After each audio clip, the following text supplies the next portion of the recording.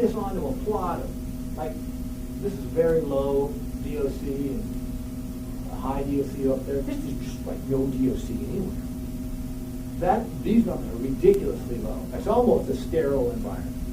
It's hard for me to imagine that DOC is some sort of really good food driving this smorgasbord fest for subsurface microbes in shallow environments to change this whole set of profiles.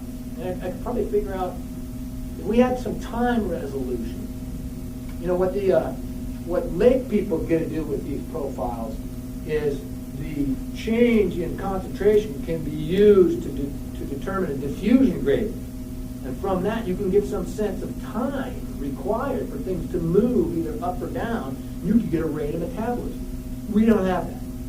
One of our big challenges is trying to figure out the time component. I'm certain that Jeff Poole addressed this issue last week. He's doing some of the premier work on resonance times for water in the aquifer to allow us to turn pattern into process. We just don't have that yet. But I do think you can begin to get some sense of what's going on. Here's the distribution of these wells, those which are extreme clinograde or clinograde.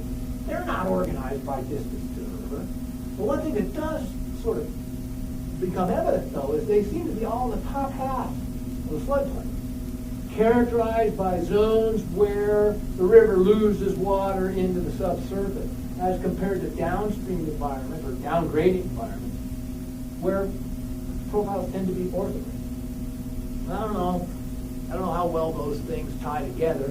It may tie into the idea of carbon supply from the river, but there's just not a lot of biologically available carbon in the river. This is a very